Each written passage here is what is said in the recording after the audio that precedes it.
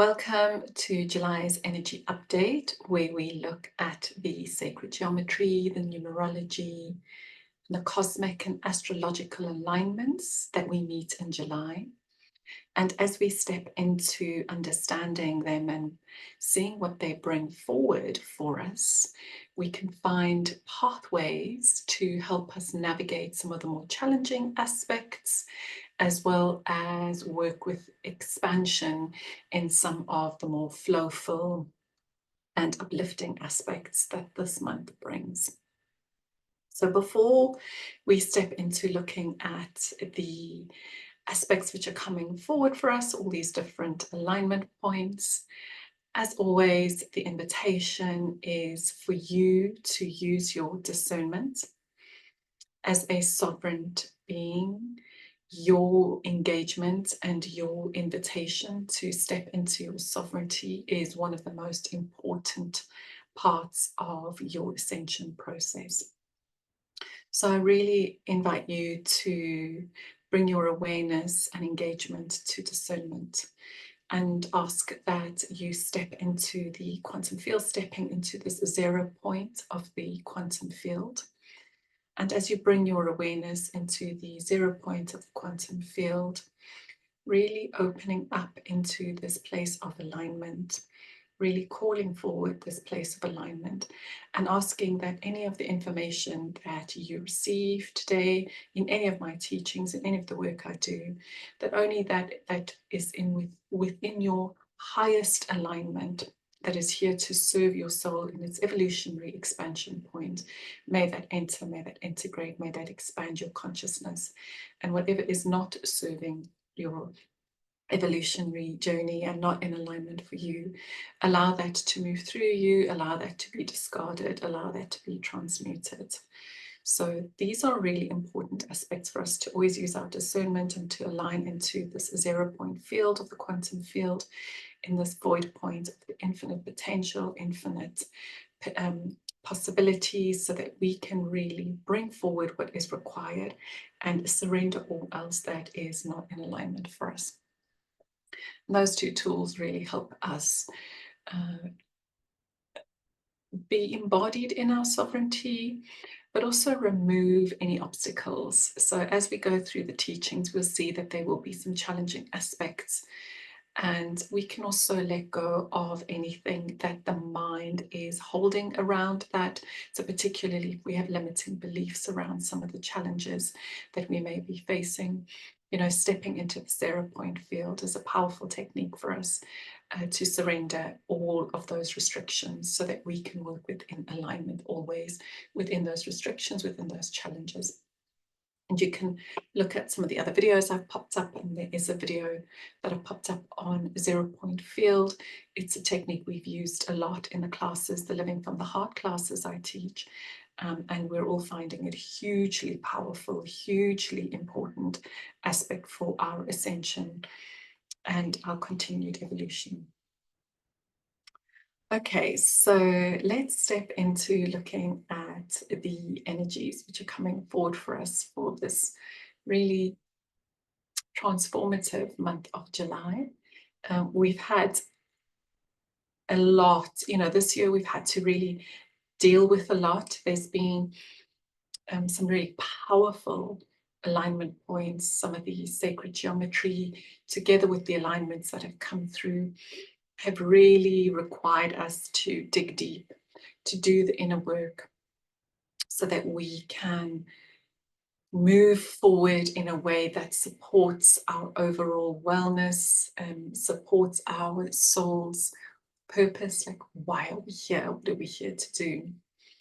And this month is a really interesting month, because for me, when I feel into the month, it really requires us to come into this place of connectedness, but this connection of us within. So we are being drawn to come into a more reflective state of being.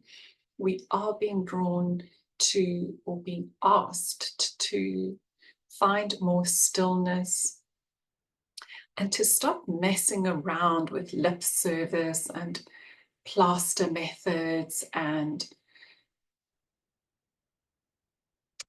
erratic disciplines. You know, this is the time that we are really being asked to dig deep into the discipline. I've always spoken about we don't need elaborate, lengthy disciplines. Consistency is important, and our conscious awareness and our conscious commitment to that discipline. So 5 minutes of consciously aware, being really authentic in the practice is, for me, far better than an hour of not really being there, and this being something you need to do. And this month really brings a lot of that in all the teachings that we're looking at this month, you know, the sacred geometry, the numerology, and the alignment points. For me, when I look at them and I feel into them, it's very much about us stepping into that void. And as I've always said in all the other recordings that I've done, you know, all the other classes that I've taught on this, is that each month opens up into the next. So we're always seeing this layered effect. So we're always bringing teachings and frequencies from the previous month. We've got this month's work that we're doing, and then we're also opening up into teachings for the next month. So this is very much continuing work of involvement and bringing harmony as we integrate all of the teachings which are available to us. So let's look at the sacred geometry of the 7th month, which is the septogram and the septagon. So this is the 7-pointed star. So let me just get an image. I didn't draw sacred codes this month. I will at some point, and I'll pop them up when I do. So here we look at the 7-pointed star. Is that clear? And the septogram.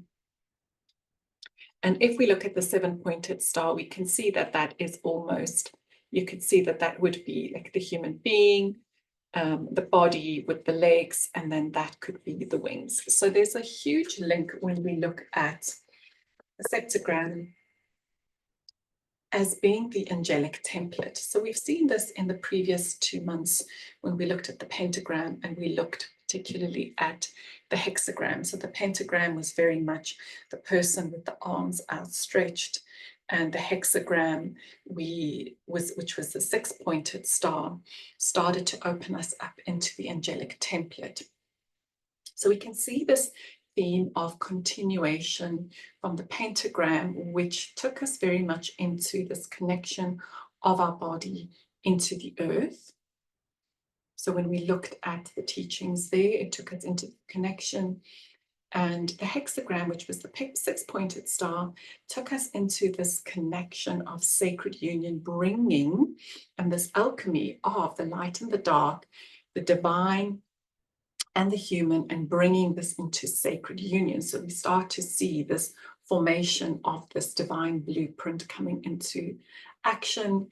And then with this septogram, the 7-pointed star, we see the angelic form, we see the etheric, the divine being really forming. So when we look at the septogram, the 7-pointed star, it's also called the elven star or the fairy star. So there's a lot of mysticism around it.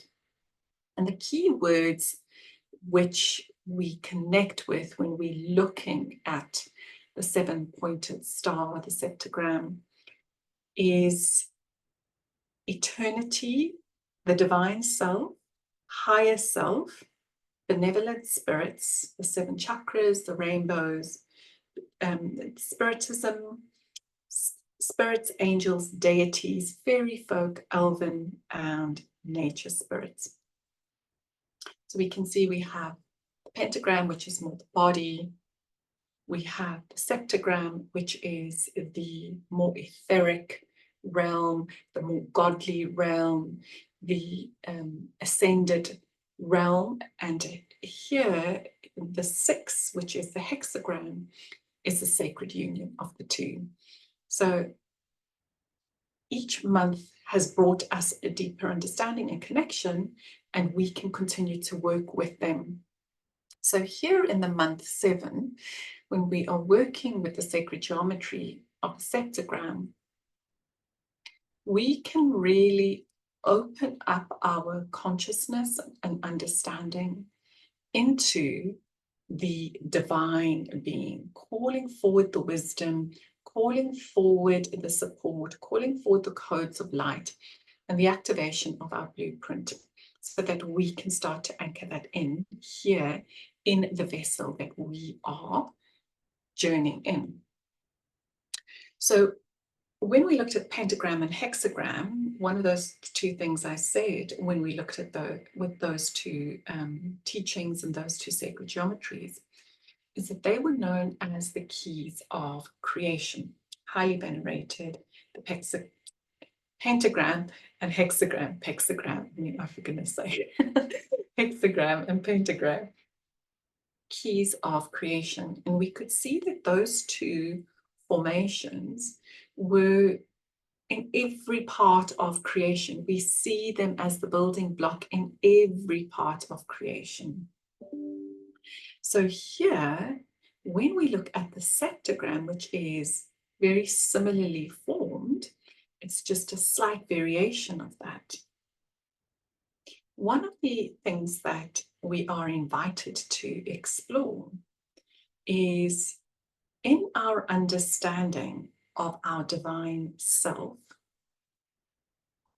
can we step into a place where we are willing to completely deconstruct what we have been taught to believe about ourselves, to believe about our reality, and to believe about the creation or the construct of the universe?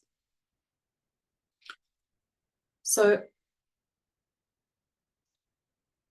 how do we invite that in? How do we connect with that when we look at the septogram? And how can we really let go of the restrictive belief patterns, the restrictive ideologies, and the understanding that we're working on that isn't supporting our evolution or isn't allowing us to expand our consciousness so that we can access wisdom teachings, sacred codes that will activate our DNA so that we can be more embodied in the truth of who we are and what we are here to fulfill.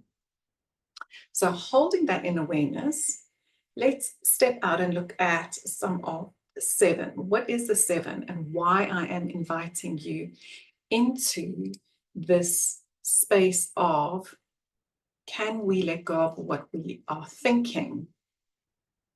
Okay, so when we look at this sacred geometry of the 7, there is so much for us, right? So we've got the 7 days of creation, 7 chakras, the 7 colors of the rainbow. In the Indian texts, we have the world egg, which is made of 14 worlds, the 7 above, the 7 below. In ancient civilization of Sumer, had 7 worlds. The Jewish Talmud says that the universe is made up of 7 heavens. We have the 7 archangels, we have the 7 deadly sins, the 7 sacraments, the 7 seals from the book of Revelations. We have the 7 heavenly spheres, which our days, the 7 days of the week, are actually made up of the 7 heavenly spheres. So we've got Sunday, which is named after the sun, Monday, which is named after the moon, Tuesday, which is, so this is the Latin, so our days of the week are from the Latin words of the sun, Monday, the moon, Tuesday, which is Mars, is Tuesday. Wednesday, which is Mercury, gives us Wednesday. Thursday, which is a Jupiter day, gives us Thursday. And Friday, which is the Venus day, and Freya's day, which we get Friday from. Saturday is Saturn day. So we've got the 7 celestial bodies: the sun, the moon, Mars, Mercury, Jupiter, Venus, and Saturn. And our days of the week are named after these, and they derive from the Latin names, or the Latin terminology from this. We have the 7 sacred flames that we work with, which make up the causal body of the I Am Presence. So when we look at this image, we can see that the 7 sacred flames are the 7 concentric rings of the I Am Presence. And we've also got the 7 Pleiadian sisters, which are the Pleiadian constellation. These are the brightest stars that we also see in the skies. And then in the Egyptian goddess, known for knowledge and writing, Sheshat, which is known to be the crown of 7 horns. That is what her name means. She's the goddess of wisdom and writing. And she is depicted with the 7-pointed star on her head in a dress of pentacles, which is the pentagram, so the 5-pointed star. And when we draw the 7-pointed star, the 7-pointed star can actually be drawn in one continuous stroke, which actually signifies and brings the frequencies and the elements of eternity. Okay. So that is one of the principles of the 7-pointed star, which is eternity. So when we look at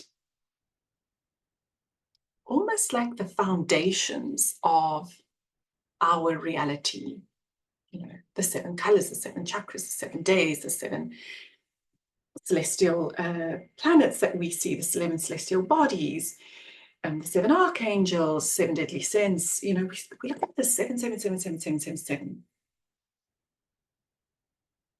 And I'm going to go back to that invitation. And the invitation was, can we let go of what we have been taught and really step into expanded consciousness when we invite in the sacred geometry of the 7? Because our third density reality, which we know is going through a massive transformation, as we have the collapse of the old, as we have the collapse of the distortion, we're in an era of disclosure. We're seeing all of that distortion. We're seeing all of the inverted, patriarchal, distorted reality being exposed. We are also able to unplug ourselves from that inverted matrix and start to tap into this new reality as we come into the understanding of the embodied consciousness of who we are and the divine reality that we actually exist in. So when we look at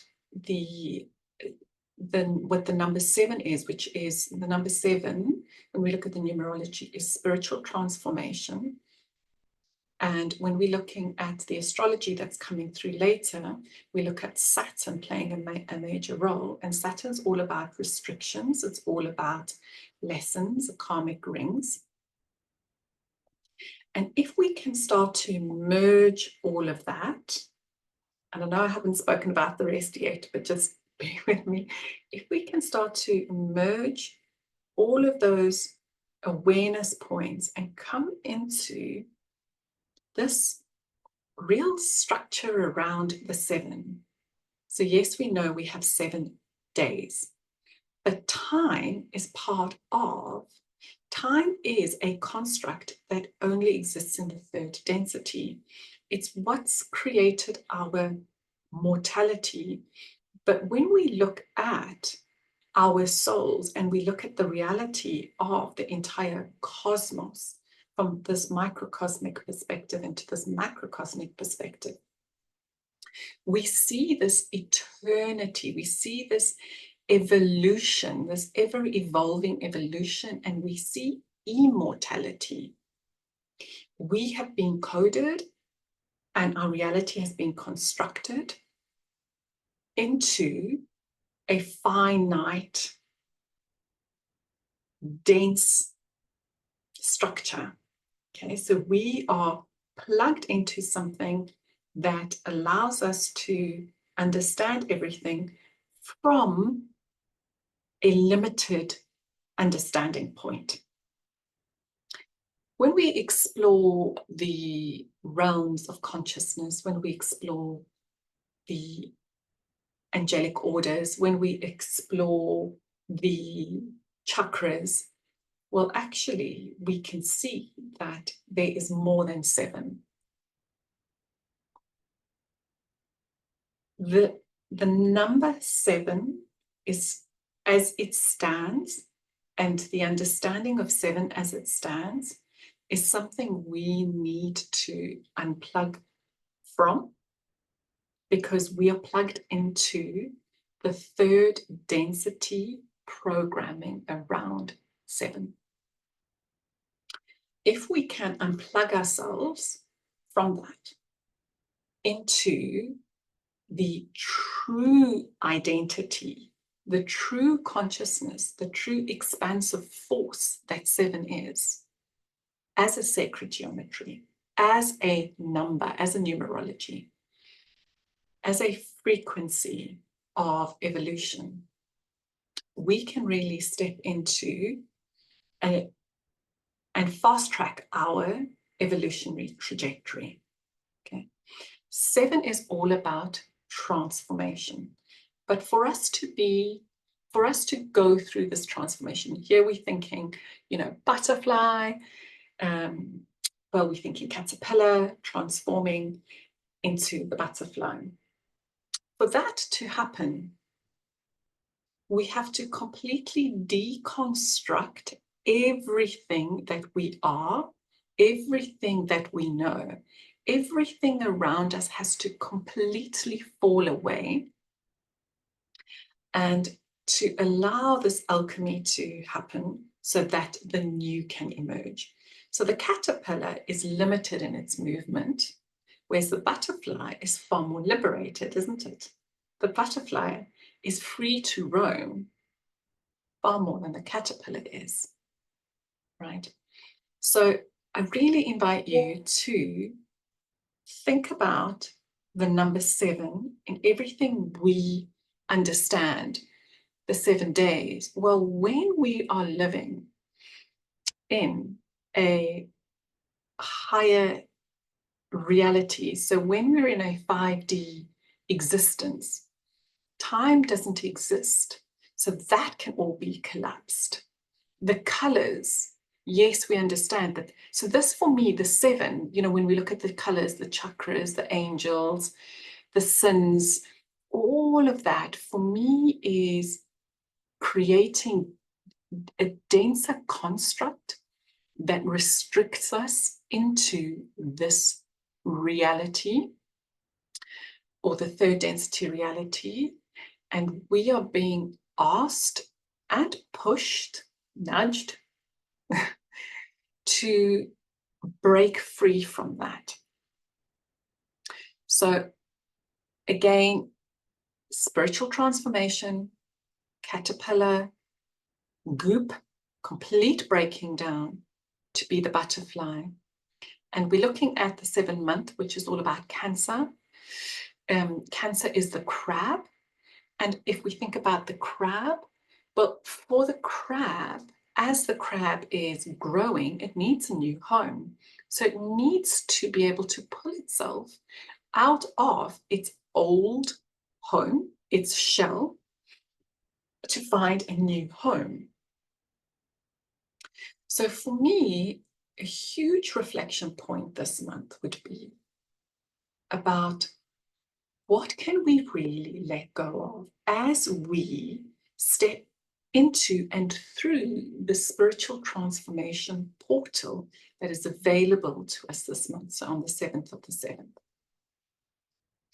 So in our understanding of the sacred geometry and understanding that the sacred geometry, the 7-pointed star, connects us into the angelic realm. It connects us into the realm of the deities, the gods, the goddesses, the higher beings, the higher order. They are not existing in a state of the restriction that we are in. That higher order is not in a dense reality that we're in. They're not existing in this third density. So for us to bring this sacred marriage into, which is the 6th energy of the divinity of who we are, the 5, the earth body that we exist in, that more dense structure, as we start to bring that down into this sacred union. So once we're in that sacred union, and if we're willing to continue to do the work to dissolve the restrictions, the density, the distortion within the physical, emotional, mental, and spiritual bodies, we become embodied in that divinity. Our carbon structure starts to change into a crystalline form. The DNA, the latent DNA, the latent gifts activates, comes online. So the invitation when you work with the 7-pointed star is to step out of what you've been taught, step away from what is feeling dense and restricted for you in your life. Be courageous, be willing to explore the new. The new is only possible through the inward journey. We have to go within. We have to accumulate those internal resources. This comes from all the nervous system work that is required. I say this every month. I say this every week in the classes I teach as well. I probably say this every session with a client, is we cannot underestimate how important it is for us to do the nervous system work so that we can regulate and become more coherent in our state of being. And it's only through that that we are able to journey deeper within ourselves,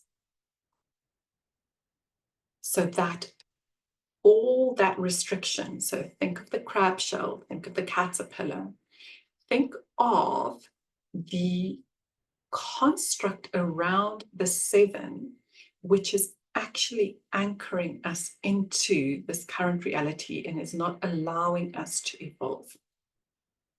So if we can unplug all of those, if we can dissolve all of those, if we can fully let that go, it's through the void point, that still point, that we can then rebirth ourselves, we can then rise, we can allow the new to emerge from that.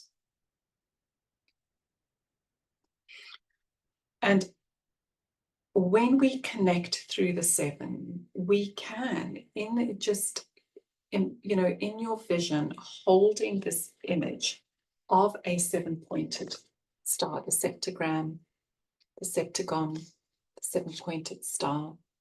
So when we hold those, we can draw them, we can meditate on them, we can visualize them.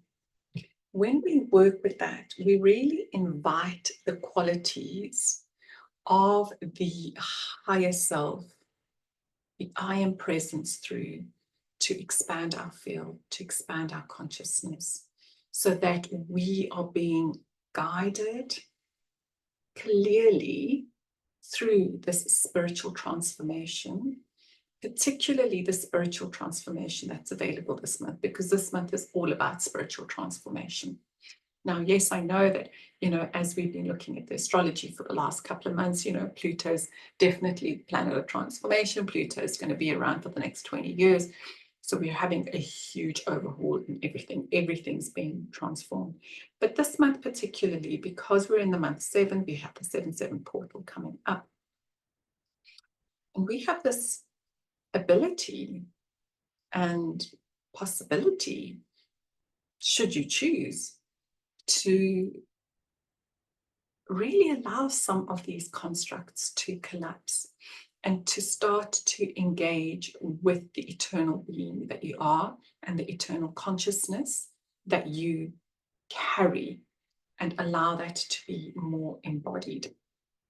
Okay, so just going back to those key words, we're looking at eternity, the divine self, higher self, deities, angels, spirit, fairy folk. So really connect with that, connect with the God, goddess within, and ask that to guide you clearly as you let go of some of those restrictions and distortions which are creating blocks in your field. Okay, this is definitely the month to do that work. I feel it's a really powerful month for meditation for us. And if you're not finding the time to meditate, the invitation is always there. The encouragement is always there, should you choose it. Because it's only in those moments of true stillness and quietness, if we can achieve them. Sometimes we work at trying to find that space, but the nervous system is so dysregulated. There's just so much that is being triggered in our emotional and mental bodies that we can't find that. But each time we come to the practice, it helps build those pathways, like in our neurological system. So it does build that muscle for us. It does build the pathway. And then, when we have more space, when the window of tolerance is a little bit more open, we can really drop into that place of stillness. And this is also the month where that visioning, like the visioning of what does the 7-pointed star really mean? What is the higher self? What is the divine being of who you are? What does that feel like from a frequency perspective, from a reality perspective? How would that look like and feel like for you to be more embodied in that and to radiate that essence and that flow in your life? Once we're embodied in that, it really opens up our field to be flowful, to be expansive, to be abundant. We can easily navigate the challenges because we're not afraid to step into the void.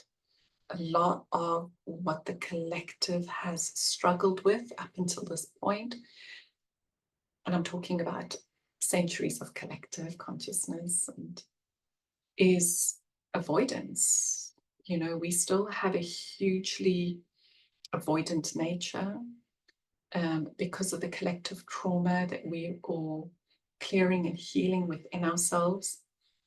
There is a huge sense of overwhelm, overstimulation, procrastination, dysfunction almost within our body and mind. And that can be really challenging to work with.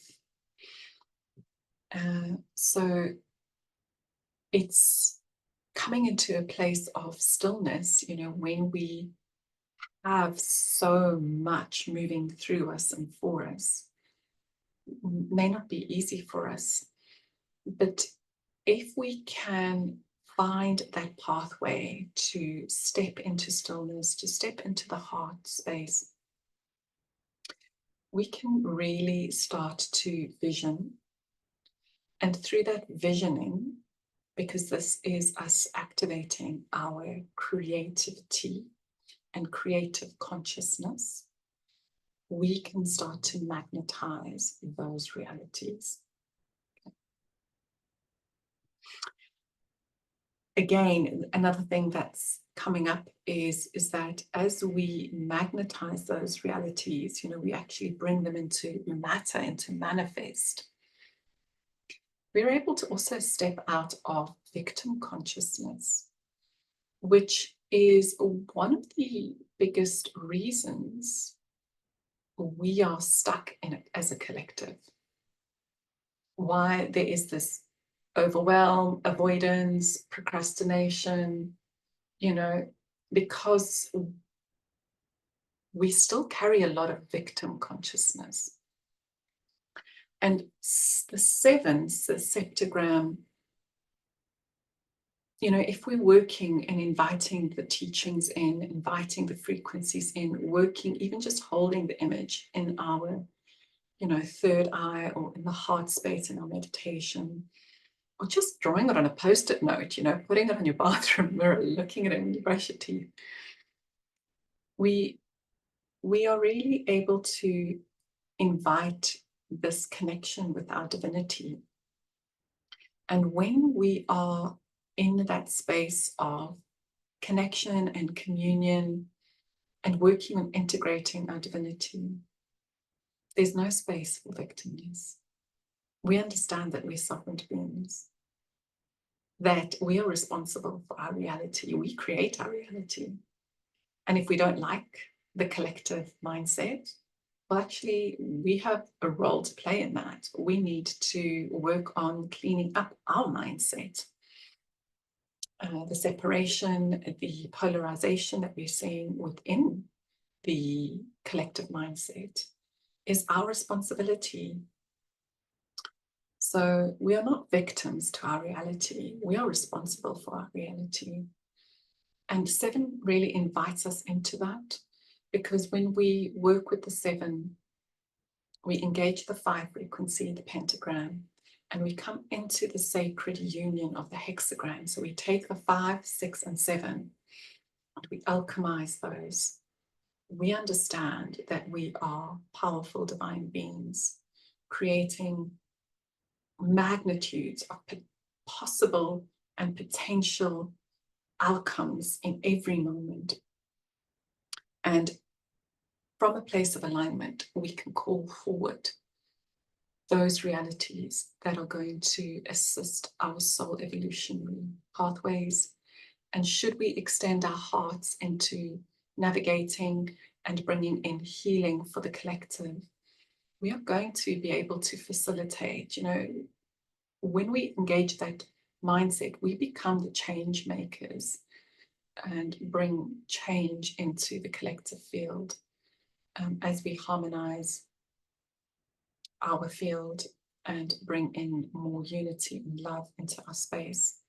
So once we understand that we're not victims, once we understand that we're not powerless, once we understand we're sovereign beings and we really commit to being embodied in our sovereignty, we can absolutely change this reality.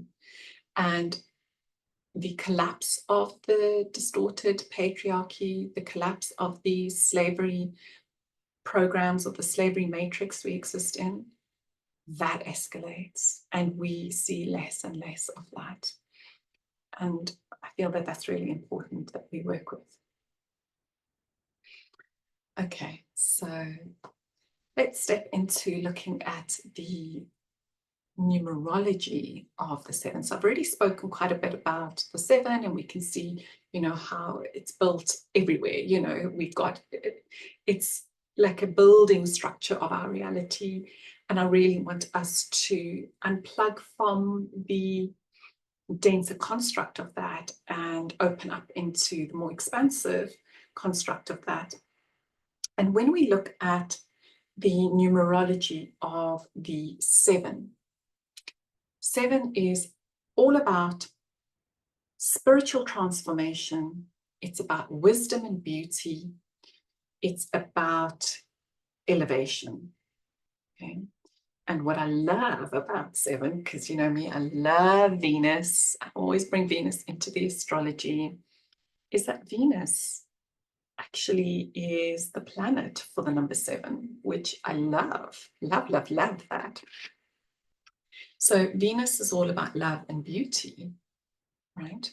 So if we are existing in this reality that is really challenging and we're, you know, the hamster wheel that 99.9% of the population is living on, you know, eat, sleep,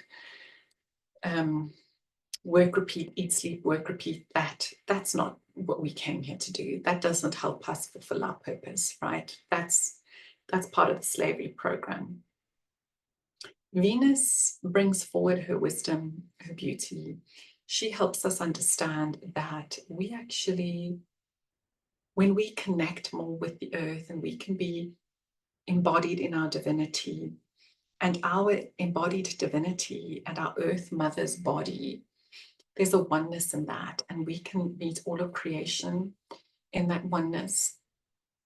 We're able to bring in the most expansive flow and opportunities into our existence, not only for ourselves, but the whole of the collective, all of creation. So spiritual transformation is really required for us this month, right? So we're looking at the number 7, and this is us collapsing all that is creating the restriction for us to step into the new, to step into the divine beings that we are. It requires compassion and requires empathy. Okay. When we are willing to step out of victim consciousness, when we are willing to step out of blaming and shaming tactics, and I've spoken about before about the narcissist people pleaser that is dissolving in the collective.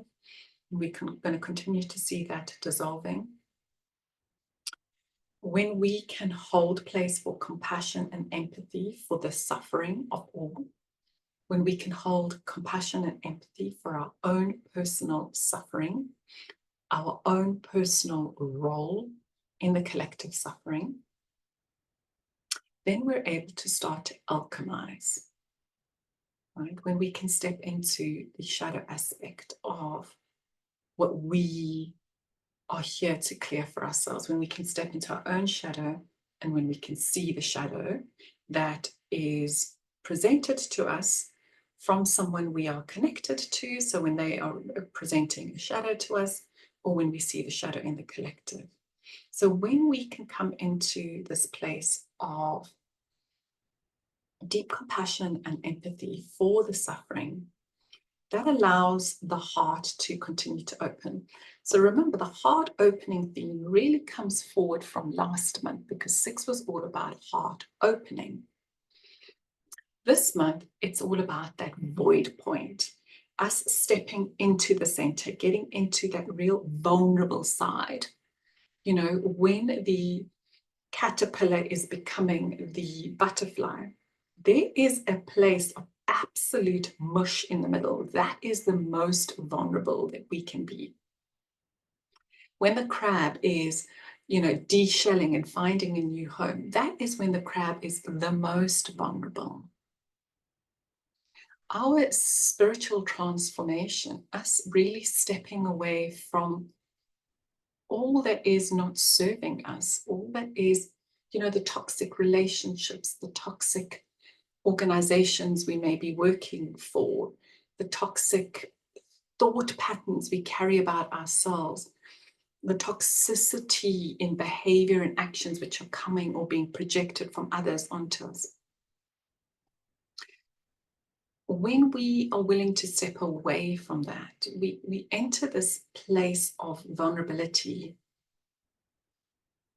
which can feel terrifying, because sometimes that toxicity, that structure, that density, let's just say the word density, is the only thing we knew was safe. You know, like, we didn't know anything else. For us, that was what was safe. That was what support felt like. That's what love should be like. That's what achieving the goals is meant to look like, or, things like that. So for us to step away, we need to really hold a lot of compassion for ourselves, for our own personal suffering that we've created and that we are experiencing in our stepping away, and for the other person, place, organization, structure, density. The two most important things when we look at the numerology of the seven, which is trust and openness, is yeah, just easy, say them. Trust, openness, sure. Trust. How do you know when you are completely deconstructing all that you knew, and you're stepping into that deep place of vulnerability, you're stepping into the void, you're becoming the mush before you can be reborn or reconstructed as the caterpillar? How can you trust the process? How can you trust that the guidance that you received from within, the voice of your soul, the nudge, the push, the messages that you've received are what is right for you? How do you trust that? Excuse me. And this is why it is so important for us to work on the nervous system, to do the work to be grounded, to do the emotional regulation work, the mental resilience work, to reflect, to not jump into things, to really understand why we are actioning something, is because when we can align ourselves to the soul voice, it comes from such a deep knowing within us. It is vibrating, that resonance of that knowing is vibrating through every cell in your body. You just know from within. When you go into the external, the egoic mind, the belief systems, society's ideologies, other people's beliefs or projections or fears will tell you, maybe don't do that. But it's only from that deeper knowing within. And this is why coming into a still point, zero pointing your awareness is so powerful, because we can really surrender. We give ourselves permission to surrender everything else.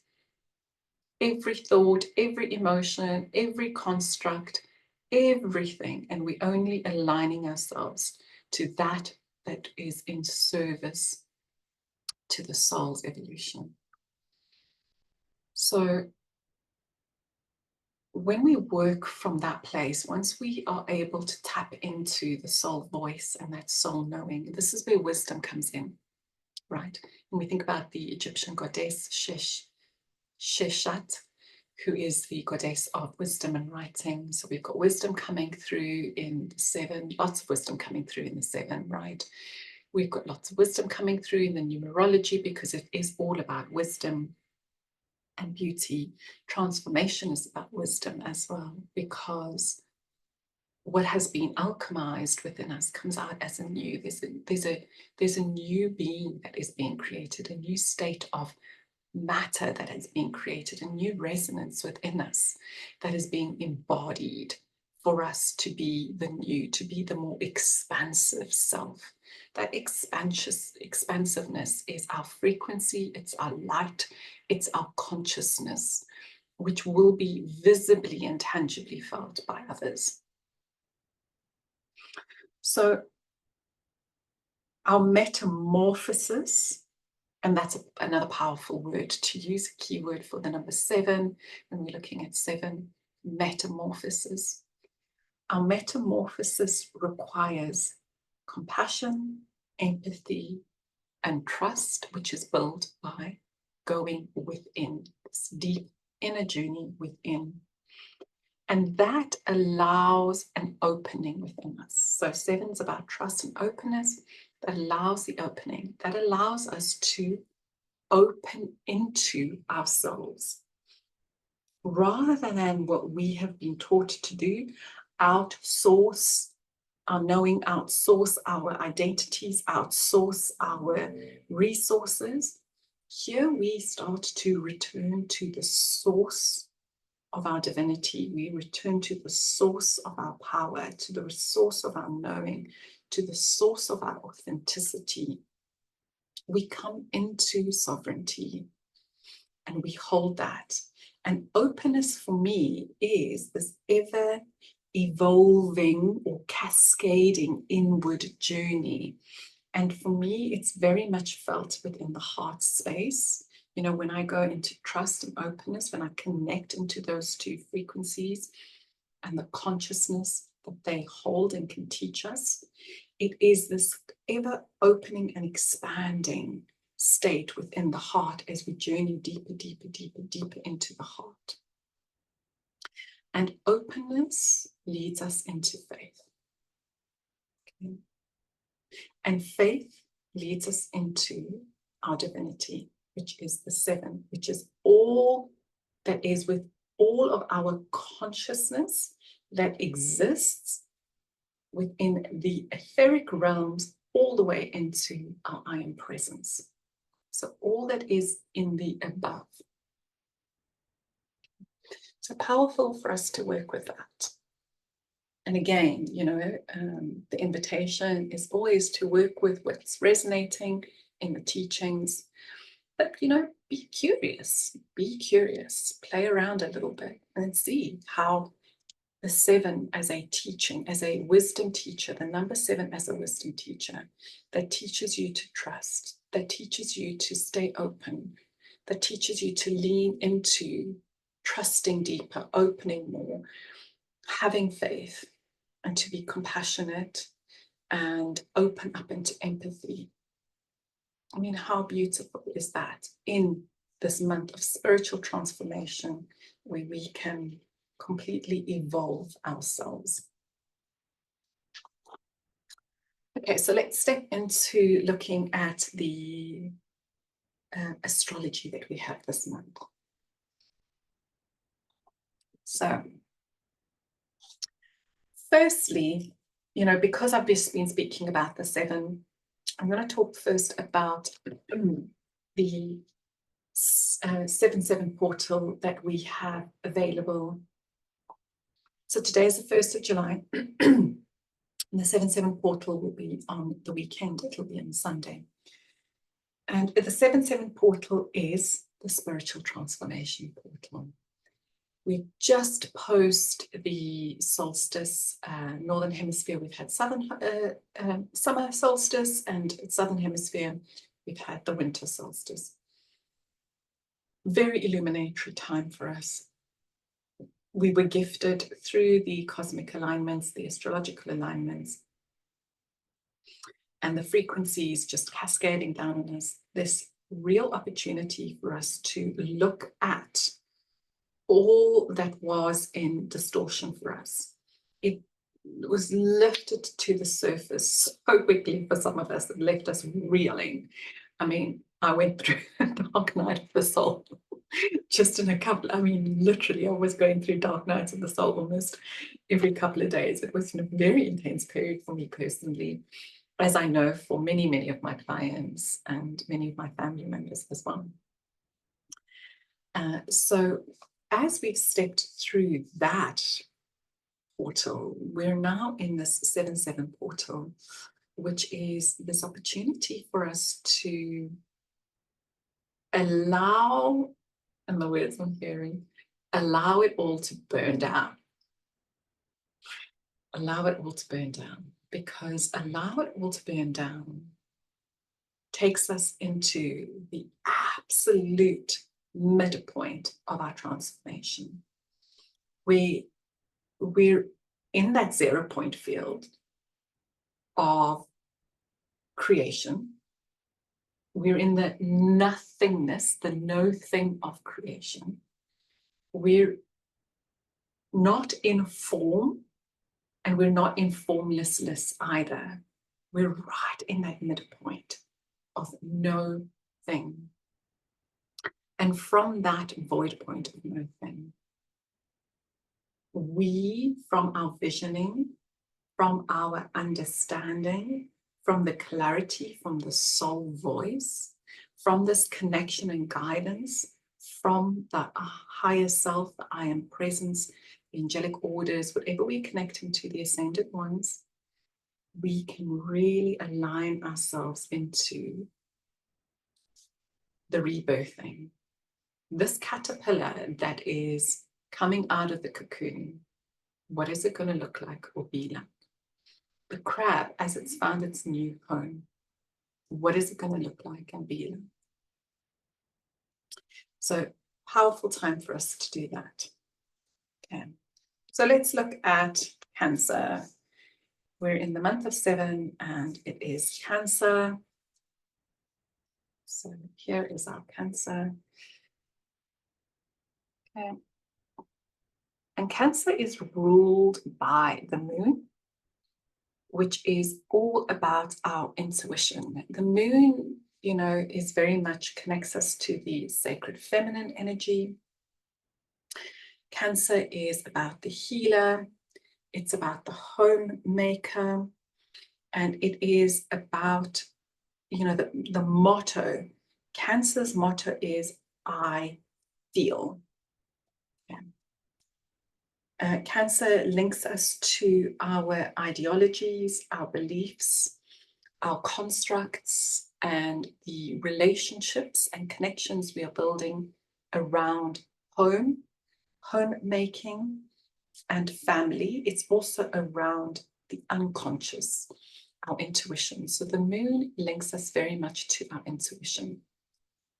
And we can, you know, when we work with the moon, we can really tap into opening up and expanding our intuition so that we can be guided through our soul evolution pathway. So Cancer is also exalted in Jupiter. And we've been speaking about Jupiter in the last couple of months, because Jupiter has been playing quite an important role for us in the last couple of months about really bringing expansion into our field. So here we're in this month, spiritual transformation, elevating, literally elevating our consciousness, elevating ourselves into these higher dimensional beings that we are, as we let go of the density of, you know, the third density construct of ourselves. And we've got Jupiter, which also plays a role in the Cancer energy, and it's all about expansion, all about abundance. So lovely alignments there for us to really start to connect into. Okay. So, and then I'm going to come into the energies of Saturn and Neptune a little bit later when we look at the Jupiter energies. So let's look at Venus. And when we look at Venus, the goddess Venus, and Venus as a planetary body, she really brings in love and beauty, but she brings in this connection with the earth, with the body. So Venus helps us build a pathway for us to connect into our body, which is something that most of us struggle with because of the cellular memory trauma that we carry, and because our nervous systems are so dysregulated. So Venus helps us build this pathway to be in the body and to see the beauty that exists within as well as the beauty that exists without. So when we look at Venus and we look at Cancer, Cancer is a water sign. And when we look at the water, the element water, the water is very much about the emotional body. And water is, for me, you know, I spend a lot of time by water, just being with the water and asking the water to teach me. And I have learned a tremendous amount about how to heal my own emotions and how to find balance and harmony within my emotional body through the water teachings. And one of the most important things that we learn when we work with water is that water has its layers. It may look very still and peaceful at the surface. This is our mask. Everything's fine, isn't it, right? We're good. But what's happening underneath? We know that there can be some really turbulent currents underneath. We can have a very warm top layer of the water, and we can have some very icy undercurrents of the water. We look at water as in our emotional body and what is being stagnant. When water is being stagnant, what is being unprocessed, what is being repressed, and what is being emotionally frozen in us within the ice. Right, so ice is representation of what's absolutely through our trauma response, through our complete disassociation, disconnection from ourselves, it's being absolutely iced. So every time we are working with a water body like Cancer, and we've got the moon, Cancer, all links us with emotions and our emotional body, and then we've got Venus, this beautiful goddess who really helps us connect to our body and open up that pathway so that we can start to heal the emotional body, so that we can be in our body. We can allow, you know, use the number 7, trust, open up into dealing with some of the emotions which are coming through for us, like really lean into them, right? And we can use the 7 geometry, the sacred geometry of the 7, as a foundation that we can lean into, we can hold as we anchor more into the divinity of who we are, to allow us to find a pathway to express these emotions, which, if we don't express them, can actually be very damaging on the surfaces they come into contact with. So we know that water, you know, is very destructive. It can be very, very destructive if it hits a landmass, and it wasn't meant to hit a landmass. Well, that landmass is your body, my darling. So, you know, think about how damaging water can be. And I even say, like, a drop of water on a rock surface and a drop of water continuously, one drop, even the gentlest of drops, on the hardest surface will eventually erode that surface. So we are being given this opportunity to step into this container of the 7, you know, with the sacred geometry, with the number teaching, you know, what the numerology is teaching us, and what the astrological alignments are opening up for us in terms of what Cancer teaches us. Cancer teaches us to feel, to go with the flow. You know, Cancer, you know, the little crab is going with the flow. It knows when to go into the tide, when to come out of the tide. It's quite vigilant. And it, is very much part of a community, very much connected with the community, which is very much part of the Aquarian age movement that we're in. We understand that we need to be more in connection with like-minded people, with those communities. But Cancer also understands when is the right time to change its show. It's not going to do that when the tide's coming in, because that's going to be detrimental for it. So work with your emotions so that your emotional body can be in health, in balance and harmony, and so that you can constantly meet what's arising, these currents of water. And as you navigate that, you can keep transforming yourself. You can keep moving yourself into this trajectory of growth and expansion for yourself. And I love the pairing of Venus, who brings us into, this deep love and heart opening and this beauty, and, Cancer the crab, who really opens us up into understanding what we're feeling.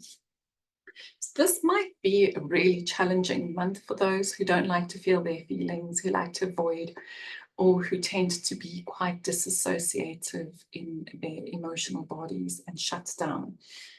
So those who tend to do a lot of freeze response or flight response, it could be quite challenging to deal with some of the energies coming through this month, because this month's going to make us, or lean us into feeling stuff. So stuff's going to definitely come up for us. So the other thing that Cancer teaches us, which I think is really important, this is something we've been working a lot on in the classes, particularly the last month, is we've been working on wound wisdom, wound alchemy, and in alchemizing the wound, we understand that the wisdom that the wound is bringing forward and the medicine that the wound is bringing forward. So just like any wound that you carry, if it has formed a real thick keloid scar, well, that is a restriction for us. If the wound we are carrying in our heart space is actually presenting itself as that thick keloided scar, that's an absolute barrier for us to move through. And it becomes very hard for us to move through that. So in our wound wisdom and our wound medicine, the pathway that's required would be for us to keep coming into meeting that scar, meeting that densified wound with a lot of love and a lot of compassion. So again, we're going back to the number 7 teachings, inviting the wisdom forward so that we can soften. And this is that opening, that trusting, that softening, so that we can open up and we can soften that wound. And as we do that, then that wound can slowly reduce. And finally, once it's reduced, it opens us up into that area of understanding, of clarity, of alchemy, which brings forward the wound medicine. So again, think of the crab, in the shell.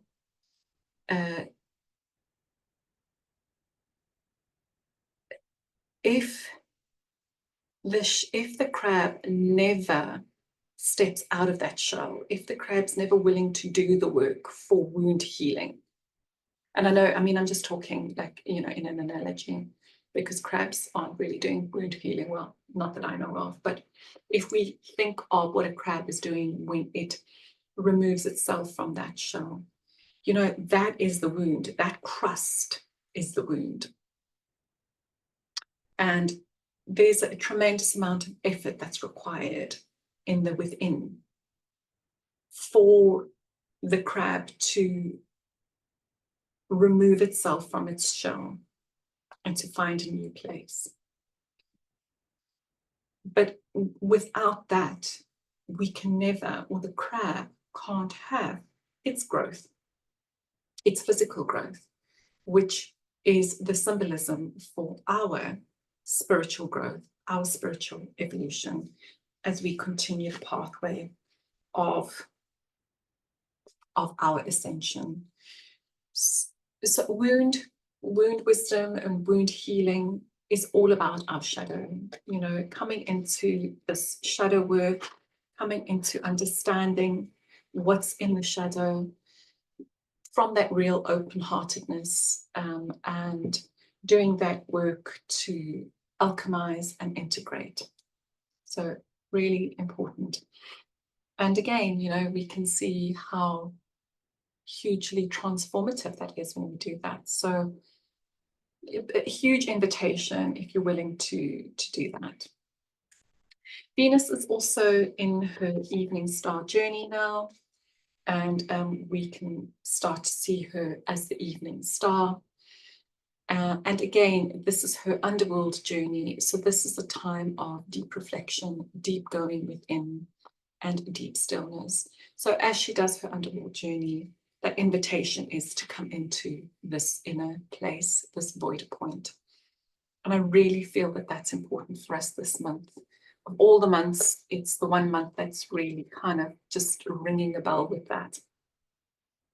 Okay, so we have our new moon, which is on the 5th. So that's Friday, just before the portal day. And our new moon is Cancer. So this is all about, and Cancer is all about breasts and stomach area. So it's all about digestion. It's all about the conceptualization of the self. So, you know, what needs to be transformed? You know, how is this serving me? What do I need in this place of transformation? What are my needs? What are my needs? What is requiring me to transform? What is required? What am I letting go of? Why am I letting go of this? You know, how is this serving my ascension process, this relationship, this, whatever this construct is, this person, this idea, this belief pattern about myself? So can I clear that? And the breast is all about, you know, the heart chakra, and this is very much about love. And, you know, Venus really connects us into this space as well. So can we come into this place of being more loving towards us, more, you know, more open-hearted towards ourselves as we do that work? So with the new moon, which is, apologies, I think I said the 5th of July, it's the 6th of July, the void moon, the dark moon is on the 5th of July. So sorry, 6th of July. It is, new moon affirmation is, I deepen my emotional intelligence through active participation with my loved ones. Okay. So that is very much a Venus and Cancer energy alignment, is, you know, looking at what's coming up emotionally so we can deepen this connection and these relationships. Then at the end of the month, we have our full moon, and the full moon is on the 21st of July, and that is a Capricorn full moon. So this is 2 months in a row that we have this Capricorn full moon. And that's quite interesting as well, that we've got these two Capricorns. And Capricorn is all about, you know, goals and structure and foundation and achieving. You know, Capricorn is as stubborn as they get. I'm a Capricorn, so I can very happily say that. And it's all about setting your mind and achieving your goal and going for it, and not letting those limits or those restrictions get in the way. So we've got this full moon around Capricorn. And for me, you know, particularly this year, because of the massive transformation we're going through personally and collectively, I feel that whenever we have a Capricorn in it, because we really are being asked to step away from that Capricornian energy of just work, work, work, work, work, go, go, go, go, go, you know. We're really being asked to find more balance. So as we come to the full moon at the end of the month, I really invite you, as you are focusing in on the full moon energy of what am I needing to release. So new moon, we're always planting seeds. And what am I needing to release? What's this distortion? What's, you know, in restriction for me? Really find that balance point. Work with your masculine and feminine energetic fields. Bring harmony as you align your intention to what needs to be released. And here the full moon affirmation is: releasing control over the outcomes allows for wonderful possibilities for collaboration. And I love that, because that's more for me, more of an Aquarian overlighted Capricorn energy, because Aquarian is more about this balance. It's more about, you know, the 5D. It's more about harmony, balance, collaboration, cooperation, community connection. So yeah, so can I let go of the control and go deeper with this one? Where are you still noticing that fear is controlling you? Because fear is coded belief systems from the old patriarchy that is collapsing, the inverted matrix that is collapsing. Look at that fear. Look at where you are really stuck, where you really are uncomfortable shifting from, and work with that, because that full moon is that last opportunity for us in the 7 month of that transformation. As we step out of all of those restrictions, you know, let's let go of that as well with the full moon. And then the last little piece that I wanted to talk about is the Saturn-Neptune retrogrades that we have. So we have Saturn and Neptune, which are going, both have gone and are going into retrograde. And Saturn went into retrograde on the 30th of June. So that was yesterday, Sunday, and it stays into retrograde all the way till the 15th of November. And it's retrograde in Pisces, and we've got Neptune, which goes into retrograde on the 7th of June. And it will stay in retrograde all the way until the 7th of December, and it's also in Pisces. So Neptune is all about the dreams. This is all about the visioning, you know, this vision quest that we have, this dream, this what we are wanting to manifest. And we do it from this very watery element. You know, Neptune rules Pisces, so it's beautiful that we've got this retrograde in Pisces. And it's a time of deep meditation, it's a time of deep mysticism, because we're in the mist and we can really pull forward and connect into like the spiritual aspect of us. So beautiful for the 7, sacred geometry of the 7, because it really connects us into the spiritualism, the mystical. But being in retrograde, what it's going to do, and you know, these two retrogrades are very much working with what Pluto and Aquarius are doing, collapsing the inverted third density matrix. So what it's going to do for us in these next couple of months, the next 5 months, is it is going to pull back the layer. It's going to rip that Band-Aid off. It's going to bring you face to face with the reality. So everything that you have been avoiding in terms of, you know, like all of the cognitive dissonance we've seen in the collective field, all of the fantasy reality that I'm existing in. I'm not willing to see this truth. I'm not willing to accept this idea. I'm not willing to work with you and your belief system, your ideas, you know, have this fantasy that my idea is the only idea that's real. So this polarized thinking. So all of that illusion is going to start collapsing for us. And we are going to come up front facing with the truths. So those waters are going to get quite clear for us, and we're going to see the truth of what is there. So we're going to see the truth about ourselves, our behaviors. We're going to see the truth about other people, their behaviors. We're going to see the truth about governance, the corruption, the distortion, and it will give us a real opportunity to start to advocate in our lives from that place when we have seen the truth. So yeah, there will be a lot more disclosure, and people will wake up from the misty haze. They have buried themselves in their cognitive dissonance. Okay. So, and Pluto is going to continue to do its work around the Neptunian retrograde.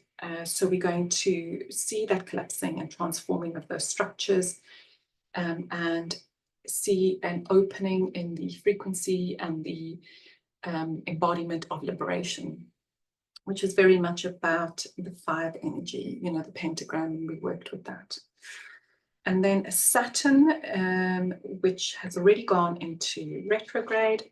And Saturn is all about its rings. It's all about discipline. It's all about structure. It's, you know, it's our karmic lessons. Why are we here? It's for us to really dig deep. So this Saturn retrograde is going to act like the taskmaster, the disciplinarian, and the karmic teacher around our intergenerational, our personal and collective karma and life lessons. So it's a great opportunity for us to get a deeper understanding of our life purpose, why we're here. It is going to bring us into a closer focus on our goals and issues that are we are feeling challenged with, so what's in restriction. And it will bring forward a deepening sense of wanting to go deeper, which is exactly what I've been talking about, going into the void, going into the stillness. You know, there's so much that is asking us to step into, and Saturn is going to really, from the outer rings, force you to go into within, to look at these lessons, why we got this rinse and repeat, what needs to collapse around that. So it's going to be the taskmaster from that disciplinarian standpoint and hold you to account, hold you into that place of look at this. So when we have Neptune and Saturn, because they work together, Neptune, this is very much about our spiritual mastery, because Neptune is all about spirituality, spiritualism, you know, the mystical, the divine self, you know, visioning. And Saturn's all about discipline, you know, it's very much this more structure. So we can talk about heaven and earth, the heavenly and the earthly self. And we have this alchemy of the two here. We have this merging of the two as they sit in our field for these next, you know, 5 months or so. And what they bring forward in this little marriage that they have is spiritual mastery. Saturn facilitates our mastery, and Neptune facilitates our spiritual evolution.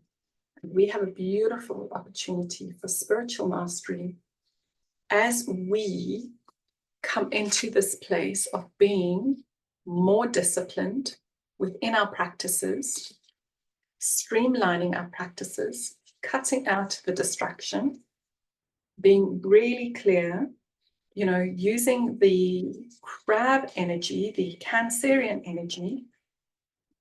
Get rid of the shell if it's not working. You know, I know it's not easy. I know it's easy to say, but, you know, making those changes can feel very, very difficult and challenging. But we've got this retrograde energy of Neptune and Saturn. So whatever we are resisting is going to be coming up for us. It's going to be challenged for us in these next 6 months. So if we can lean into the retrograde, the Neptune and Saturn retrograde frequencies and teachings, we can really lean into this spiritual mastery as we really release all that is limited and in restriction for us, so that we can go through the spiritual transformation. That's our number 7. And from that, the sacred geometry perspective, call forward the divine self, the governance of the divine self, so that it can be embodied and we can be the living expression of our divinity. So with that, I'm going to close the space. I want to thank you for, participating, listening.